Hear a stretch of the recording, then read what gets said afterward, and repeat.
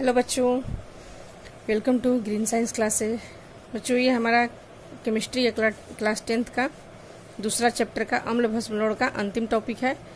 लवण के बारे में हमारा चौथा वीडियो था, ये 5वां वीडियो है। लवण में हम कुछ बता चुके थे आप लोग को कि लवण किसे कहते हैं, लवण के प्रकार और कुछ लवण के बारे में बात हुई थी, जैसे सोडियम क्लोराइड, नमक, साधारण नमक के बारे में, सोडियम हाइड्रोक्साइड के बारे में बात हुई थी। ये 2 टॉपिक हम पढ़ा चुके थे। कुछ हमारा पार्ट बचा हुआ है इसमें, जैसे ब्लीचिंग पाउडर हुआ, खाने का सोडा हुआ, धोने का सोडा हुआ और आपका हुआ पीओपी, प्लास्टर ऑफ पेरिस। तो आज हम इसको खत्म कर देंगे और ये चैप्टर खत्म हो जाएगा। चलिए बच्चों, हम शुरू करते हैं अपना पहला। इसमें क्या हमारा बचा हुआ है, विरंजक चूर्ण यानी कि ब्लीचिंग पाउडर। तो विरंजक चूर्ण को हम ब्लीचिंग पाउडर के नाम से भी जानते हैं। ब्लीचिंग पाउडर आप लोग देखते होंगे, कभी कभी कीटाणु मारने के लिए घरों में छिड़काव होता है, अगल बगल घर के जब गंदा हो जाता है तो छिड़कते हैं। तो आप लोग इसको देखे होंगे, कैसा होता है, ये उजला पाउडर जैसा होता है। तो इसका सूत्र क्या होता है बच्चों, इसका सूत्र होता है CaOCl2। इसको हम क्या बोलते हैं, और कैल्शियम ऑक्सीक्लोराइड। इसका रासायनिक नाम हो गया कैल्शियम ऑक्सीक्लोराइड। ये कॉमन नेम है, विरंजक चूर्ण है ब्लीचिंग पाउडर। और सूत्र हो गया CaOCl2। इसमें कौन कौन से तत्व हैं, किन किन तत्वों से मिलकर बना है, तो कैल्शियम, ऑक्सीजन और क्लोरीन, 3 तत्वों से मिलकर के बना है।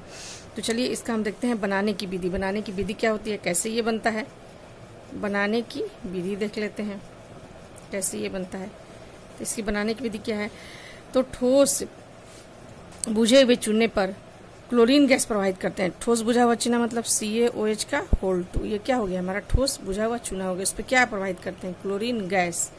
जब क्लोरीन गैस प्रवाहित करते हैं तो इसके लिए एक शर्त भी है, कितना टेम्परेचर होना चाहिए, तो 40 डिग्री सेल्सियस पे जब क्लोरीन गैस प्रवाहित करते हैं तो हमें क्या मिलता है, विरंजक चूर्ण मिलता है, या CaOCl2 प्लस H2O।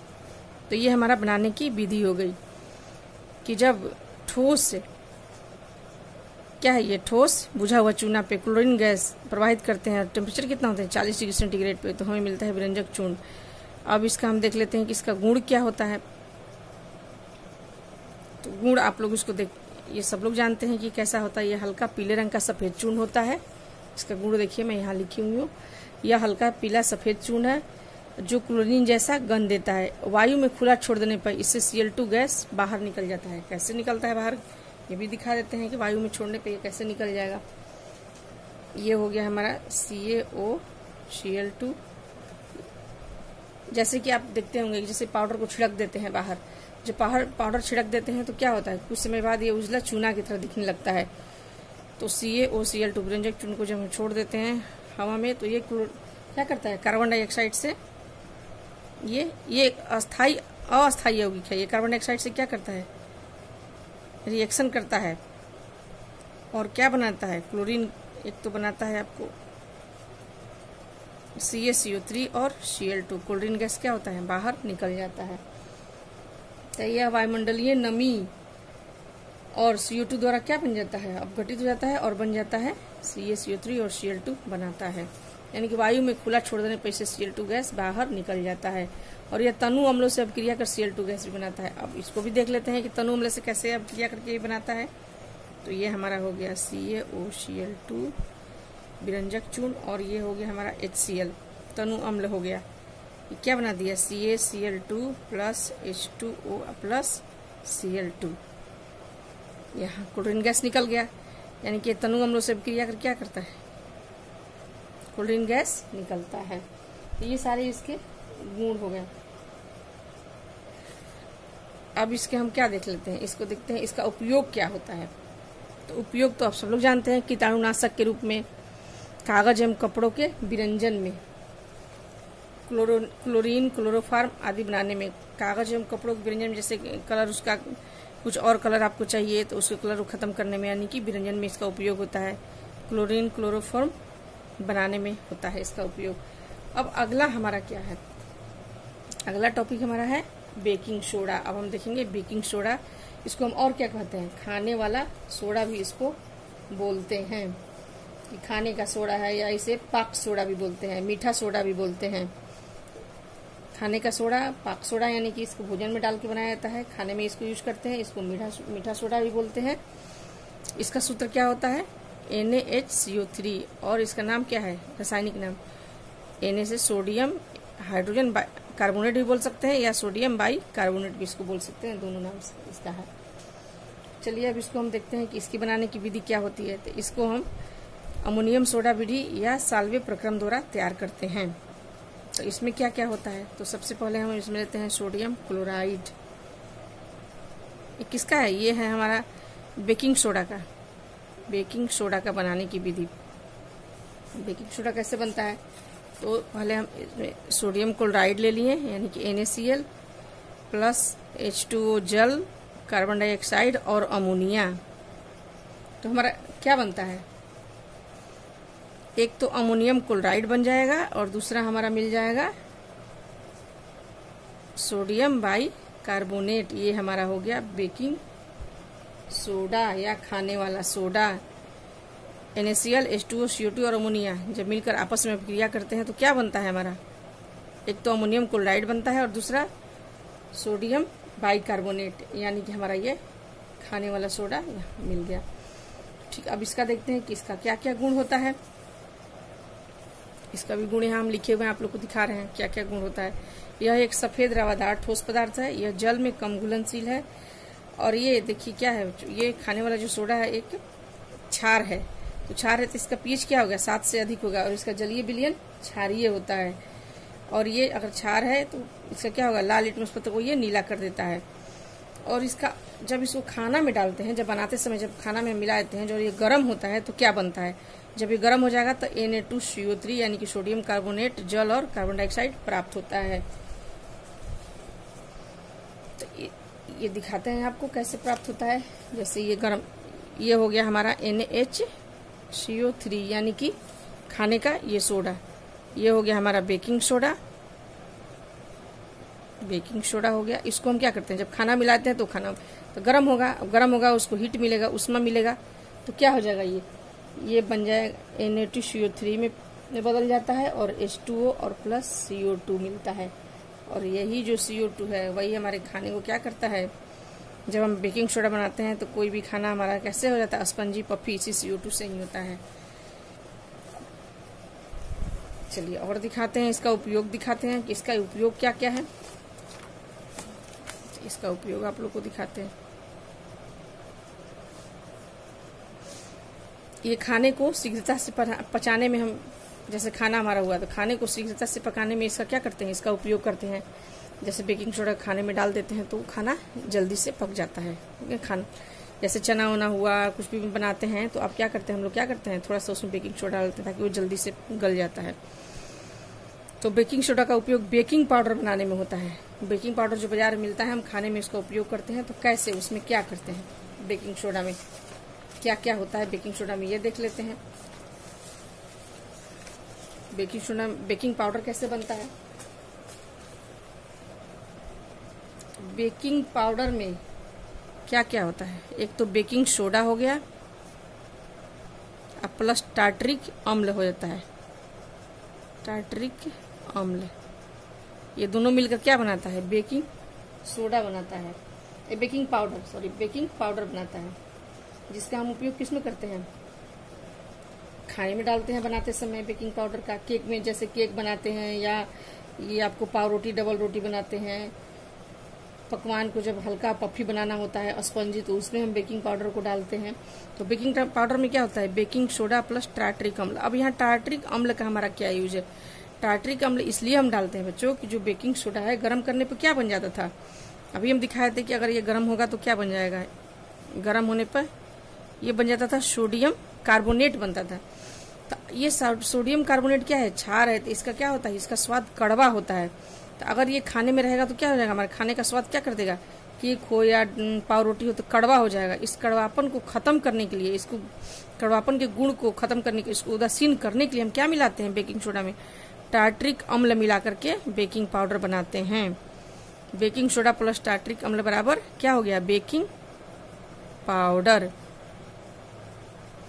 अगर ये टार्टरिक अम्ल नहीं मिलाएंगे तो हमारा बेकिंग पाउडर का खाना हमारा जो बनेगा वो क्या हो जाएगा, कड़वा हो जाएगा अगर डालेंगे खाने में तो बेकिंग पाउडर को। इसलिए हम टार्टरिक अम्ल को डालते हैं और यही इसका उपयोग। और टार्टरिक अम्ल डालते हैं फिर तो देखिए, जैसे एक और चीज दिखाते हैं NaHCO3, और ये हो गया अम्ल से आता है हाइड्रोजन, क्या बना दिया, CO2 plus H2O plus sodium tartrate बनता है, सोडियम टार्ट्रेट, ये लवण है। तो जो जब इसमें से सोडियम बाइकार्बोनेट से क्या निकलता है, जो कार्बन डाइऑक्साइड निकल रहा है, यही हमारे खाने को क्या करता है, पफी स्पंजी भी बताएं कि क्या बना देता है, ये केक को या डबल रोटी को क्या बना देता है, स्पंजी बना देता है या फूल जाता है इससे, इसी से CO2 से। तो आप समझ गए कि यहाँ टार्ट्रिक अम्ल का क्या उपयोग है, बेकिंग पाउडर कैसे बनता है। ठीक बच्चों, और इसका उपयोग क्या है, बेकिंग सोडा का और उपयोग क्या है, तो औषधि के रूप में शरीर की अम्लता दूर करने में। जैसे क्या होता है, हमारे शरीर में अम्लता, एसिडिटी बढ़ जाती है, तो थोड़ा सा हम क्या करेंगे, बेकिंग सोडा को हल्का सा घोल करके पी लेंगे तो हमारा अम्लता दूर हो जाएगी, यानी कि एंटासिड के रूप में इसका उपयोग करते हैं। और इसका उपयोग करते हैं अग्निशामक यंत्र में। अग्निशामक यंत्र में कैसे उपयोग करेंगे इसका, उसको भी दिखा देते हैं आप लोग को। मान लीजिए ये हो गया हमारा, प्लस इसको अम्ल के साथ, कौन सा अम्ल, सल्फ्यूरिक अम्ल के साथ मिला देते हैं तो क्या निकलता है, एक तो Na2SO4 प्लस H2O और प्लस CO2। यही CO2 जो निकलता है, यही क्या करता है, अग्निशामक यंत्र मतलब आग बुझाने के काम में आता है। ये दोनों मिलकर क्या, यहाँ कार्बन डाइऑक्साइड निकल रहा है, यही कार्बन डाइऑक्साइड क्या करता है, हमारे आग को बुझाने में काम करता है। ठीक है, समझ गए कैसे अग्निशामक यंत्र के रूप में काम इसका उपयोग है। शराब में भी इसका उपयोग होता है।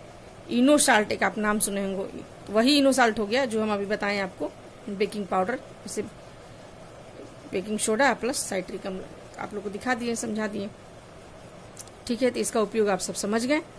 अब अगला हमारा आता है धोवन सोडा। क्या आता है, धोवन सोडा, वो तो हमारा था खाने वाला सोडा, ये हमारा हो गया धोवन सोडा, यानी कि वॉशिंग सोडा। अब इसका सूत्र क्या होता है, तो Na2CO3 और 10H2O, क्या हो गया इसका, 10H2O।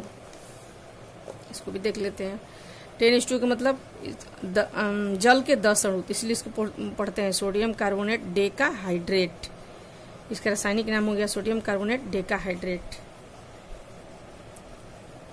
देख लेते हैं इसका अमोनिया सोडा बड़ी या साल्वे विधि द्वारा इसको बनाते हैं। कैसे, पहले वही हो गया कि अमोनिया लिए, सोडियम क्लोराइड लिए, जल और कार्बन डाइऑक्साइड, तो क्या बन गया, इसके पहले जैसे हम बनाए थे अमोनियम क्लोराइड और सोडियम बाइकार्बोनेट, जैसे कि पहले वाले में दिखाए थे हम सोडियम बाइकार्बोनेट। अब ये सोडियम बाइकार्बोनेट को गर्म करने पर क्या बनता है, हमें सोडियम कार्बोनेट प्राप्त होता है। अब ये जो सोडियम अभी हम लोग दिखाए थे ना, जब सोडियम बाइकार्बोनेट बना रहे थे तो क्या क्या लिए थे, NaCl plus NH3 plus H2O plus CO2।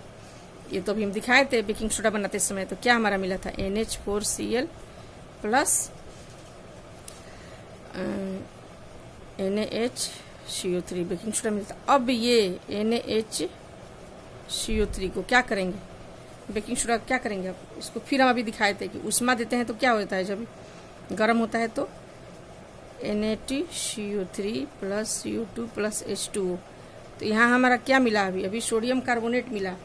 और बेकिंग धोवन सोडा का सूत्र क्या होता है, 10H2O, इसके साथ क्या होता है, देखिए Na2CO3 10H2O। तो अब ये हमारा मिला अभी सोडियम कार्बोनेट मिला। अब इस सोडियम कार्बोनेट को हम क्या करते हैं, क्रिस्टलाइज करते हैं, तो क्या हमारा प्राप्त होता है, धोवन सोडा। जैसे अब हमारा पहले हम इन सबों को मिला अब क्रिया किया तो अमोनियम क्लोराइड और क्या मिला, सोडियम बाइकार्बोनेट। फिर सोडियम बाइकार्बोनेट को गर्म किए तो सोडियम कार्बोनेट मिला। अब सोडियम कार्बोनेट को क्रिस्टलाइज कर देंगे जल से, किसके साथ, जल के साथ क्रिस्टलाइज करते हैं 10H2O। तो हमारा क्या मिल गया, Na2CO3 10H2O, ये हमारा हो गया धोवन सोडा। अब हमारा मिल गया धोवन सोडा। तो इसकी बनाने की ये विधि हुई। इस विधि को क्या कहते हैं, अमोनिया या अमोनियम साल्वे या सोडा विधि द्वारा इसको बनाते हैं। ये हमारा 3 स्टेप हो गया धोवन सोडा बनाने का। हमारा धोवन सोडा ऐसे प्राप्त हुआ। ठीक है, धोवन सोडा बनाने की विधि हो गई। अब इसका गुण देख लेते हैं कि इसका गुण क्या क्या है।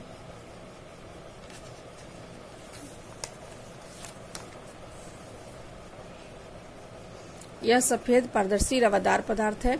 ये भी सफेद पारदर्शी रवादार पदार्थ होता है। इसका जलीय घोल लालटेन पदार्थ को नीला कर देता है, इसलिए क्योंकि ये क्या है, ये भी एक क्षार है, इसलिए ये इसका pH भी 7 से अधिक होगा। इसको गर्म करने पर 10 अणु रवा जल खो देता है और निर्जली Na2CO3, जैसे ये क्या था, धुआं सोडा का सूत्र होता है Na2CO3 और 10H2 यानी कि 10 अणु है किसके, जल के। जब इसको गर्म करेंगे तो हमें क्या मिल जाएगा, ये अपना 10 अणु को खो देता है तो निर्जलीय बिना जल के Na2CO3 बनता है। और इसको क्या कहते हैं, जब ये निर्जलीय सोडियम बाइकार्बोनेट को सोडा क्षार या सोडा राख कहते हैं। ये निर्जलीय हो गया, इसमें से जल खत्म हो गया, गर्म किए तो इसका जल अलग हो गया, तो ये निर्जलीय हो गया, बिना जल के हो गया। तो Na2CO3 को निर्जलीय सोडियम कार्बोनेट क्या कहेंगे, सोडा क्षार या सोडा राख कहते हैं। इसको ध्यान रखिएगा, ये सब पूछता है बच्चों। अब इसका उपयोग देख लेते हैं। इसका उपयोग भी बहुत महत्वपूर्ण है। जल की अस्थायी कठोरता को हटाकर मृदु जल बनाने में, ये बहुत इंपॉर्टेंट इसका उपयोग है। पूछता है कि जल की अस्थायी कठोरता खत्म करने में किसका उपयोग करते हैं, तो किसका, धुआं सोडा का उपयोग करते हैं। तो कैसे करते हैं इसको देख लेते हैं। इसको भी हम दिखा देते हैं और उपयोग देते हैं। इसका उपयोग घरों में साफ सफाई के लिए साबुन में करते हैं, डिटर्जेंट बनाने में करते हैं। इसमें क्या होता है, अपमार्जक का गुण होता है, इसलिए कांच, कागज, साबुन आदि उत्पादन में इसका उपयोग होता है। पेट्रोलियम को शुद्ध करने में होता है। अब जल की अस्थायी कठोरता यानी कि उस कठोरता को दूर करके मृदु जल कैसे बनाता है। तो बच्चों, जो हमारा वो खारा जल होता है उसमें क्या होता है, कैल्शियम और मैग्नीशियम के आयन पाए जाते हैं। खारा जल में क्या होता है, कैल्शियम एंड मैग्नीशियम के आयन होते हैं। और खारा जल में सोडियम कार्बोनेट मिलाने पे, यानी कि ये सोडा जल मिलाने पे क्या होता है, जल में उपस्थित, जैसे यही जल में उपस्थित जो होते हैं सोडियम कार्बोनेट मिलाने पे, ये कैल्शियम और मैग्नीशियम क्या बन जाते हैं, कैल्शियम कार्बोनेट और मैग्नीशियम कार्बोनेट बनकर अलग हो जाते हैं। तो फिर हमारा जल क्या हो जाता है, मृदु जल हो जाता है, उसकी खरापन दूर हो जाती है। तो जल में क्या होते हैं, कैल्शियम और मैग्नीशियम के आयन होते हैं। खारा जल में अगर हम सोडियम कार्बोनेट को मिलाएंगे तो ये दोनों आयन क्या हो जाएगा, दिखा देते हैं अभी कैसे ये बन जाएगा। ये कैल्शियम का आयन हो गया, कार्बोनेट से मिल करके कैल्शियम कार्बोनेट बना देंगे और अलग हो जाते हैं। और फिर ये मैग्नीशियम हो गया, MgCO3 बनाते हैं, यानी कि ये जल को शुद्ध कर देते हैं, शुद्ध नहीं सॉरी, जल को मृदु बना देते हैं, उसकी अस्थायी कठोरता को दूर कर देते हैं, हटा देते हैं। इसका मेन उपयोग ये है, इसको पूछता है।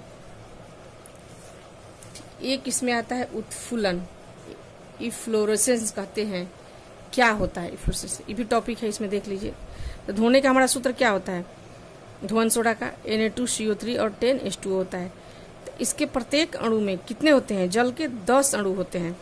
जब इसे वायुमंडल में खुला रख देते हैं तो क्या होता है, इसके 9 जो अणु होते हैं वायुमंडल में चले जाते हैं।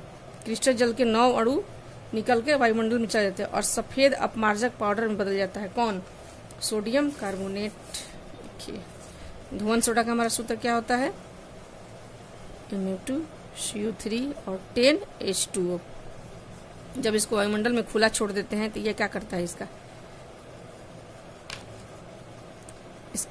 Na2CO3 और H2O और 9 क्या हुआ, 9 जल के अणु क्या हुए, वायुमंडल में चले गए, तो बच गया एक अणु ये जल के साथ।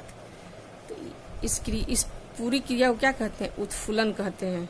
और इसका नाम क्या है, सोडियम कार्बोनेट मोनोहाइड्रेट, यानी कि एक है जल के अणु तो मोनोहाइड्रेट हो गया।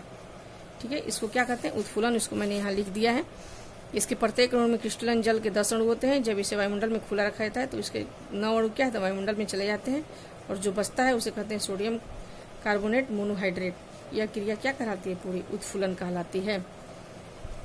अब हमारा एक और बच गया लास्ट, और हमारा वो है वो हमारा है प्लास्टर ऑफ पेरिस, यानी कि POP। इसको शॉर्ट में क्या बोलते हैं, उसको बोलते हैं POP, प्लास्टर ऑफ पेरिस। तो इसका नाम क्या है, इसका रासायनिक नाम होता है कैल्शियम सल्फेट अर्धहाइड्रेट, यानी कि कैल्शियम सल्फेट जल के आधा अणु है, तो इसको बोलते हैं अर्धहाइड्रेट। इसका शॉर्ट नेम POP। इसको भी आप लोग जानते हैं, घरों में आपके यूज होता है, तो इसलिए इसके बारे में आप लोग को थोड़ी बहुत जानकारी होगी ही। लेकिन इसका रासायनिक सूत्र CaSO4 half H2O, calcium sulphate अर्धहाइड्रेट कहते हैं। इसको ध्यान रखिएगा। तो इसको कैसे बनाते हैं, तो इसको भी देख लेते हैं कैसे बनाते हैं। बाकी सब तो हम आप लोग को दिखाई दिए, इसको भी दिखा दे रहे हैं कैसे बनता है। तो कैल्शियम सल्फेट को क्या करते हैं, कैल्शियम सल्फेट CaSO4 और 2H2O, इसको क्या बोलते हैं, इसको जिप्सम भी बोलते हैं। पूछता है जिप्सम का सूत्र, इसको बोलते हैं जिप्सम। और जिप्सम को 100 डिग्री सेंटीग्रेड से 120 डिग्री सेंटीग्रेड तक गर्म करते हैं तो क्या ये बन जाता है, CaSO4 हाफ H2O 3/2 H2O, यानी कि आधा जल के अणुओं को ये लेकर के क्या बनता है, प्लास्टर ऑफ पेरिस बन जाता है। और ये 3/2 H2O क्या करता है, अणुओं का त्याग कर देता है। जिप्सम को जब 100 से 120 डिग्री सेंटीग्रेड पे गर्म करते हैं तो ये 3/2 H2O यानी कि 1.5 जल के अणुओं को त्याग कर ये प्लास्टर ऑफ पेरिस बनाता है। CaSO4 और हाफ H2O, ये बन गया हमारा प्लास्टर ऑफ पेरिस। तो इसका आप देख लेते हैं गुण क्या होता है। तो यह सफेद चूर्ण होता है और यह जल के साथ तेजी से क्रिया करता है। क्या करता है, जल से तेजी से क्रिया करके जिसके फलस्वरूप क्या ताप उत्पन्न होता है और 5-10 मिनट के अंदर ही जमकर कड़ा हो जाता है। जब इसको जल के साथ इसको लेंगे ना, मिक्स करेंगे इस पाउडर को, तो क्या करता है, ये बहुत ताप उत्पन्न करता है और 5-10 मिनट के अंदर ही जम करके कड़ा और छिद्रयुक्त ठोस बन जाता है। क्योंकि जल से क्रिया करने पर पुनः यह जिप्सम बन जाता है। जैसे देखिए ये प्लास्टर ऑफ पेरिस है, फिर ये जल से क्या बन गया है, जिप्सम बन गया। तो फिर से ये कठोर ठोस पदार्थ जिप्सम के रूप में बन जाता है। तो इसको हम चलते हैं, देखते हैं इसका उपयोग क्या क्या होता है प्लास्टर ऑफ पेरिस का। इसका उपयोग होता है मूर्ति के बनाने में, खिलौने, सजावट के सामान में, ये सब तो आप लोग देख ही रहे हैं। घर में आप लोग देखते हैं प्लास्टर ऑफ पेरिस हम लोग कराते हैं, डिजाइन घर में बनवाते हैं। या प्लास्टर ऑफ पेरिस का हम लोग जिसको POP भी बोलते हैं, इसको क्या करते हैं, और हम लोग इसमें हम लोग जब घर में छिद्र हो जाता है, घरों खिड़कियों में दरवाजों में जब उसको बंद करना होता है होल को, तो क्या करते हैं, POP को प्लास्टर ऑफ पेरिस का हम यूज करते हैं। तो ये भी बहुत इंपॉर्टेंट है, इसको याद रखिएगा, ये प्लास्टर ऑफ पेरिस को। और इसका क्या होता है, इसका उपयोग शल्य चिकित्सा यानी कि हड्डी जब टूट जाती है तो उसको बैठाने जोड़ने के पट्टियों के रूप में ही प्लास्टर ऑफ पेरिस का हम उपयोग करते हैं, यानी POP का हम उपयोग करते हैं। तो ये सारा हमारा हो गया, हम लोग पढ़ लिए इसको। अब हमारा क्या बाकी रह गया, अब तो कुछ भी नहीं बाकी है। इस चैप्टर में सब खत्म हो चुका है बच्चों। ये चैप्टर हमारा दूसरा अम्ल भस्म एवं लवण क्या हो गया, ये खत्म हो गया। अब अगला हमारा चैप्टर है धातु और अधातु। तो इस दूसरा चैप्टर को आप लोग तैयार कर लीजिएगा। सारे मैं वीडियो के साथ बार बार बोलती हूँ कि सब PDF में डाल देती हूँ। इसका लिंक डिस्क्रिप्शन बॉक्स में रहता है, आप लोग खोल करके देख सकते हैं, नोट्स बना लीजिएगा। और हमारा लवण चैप्टर अब खत्म, अम्ल भस्म लवण। ओके बच्चों, थैंक यू।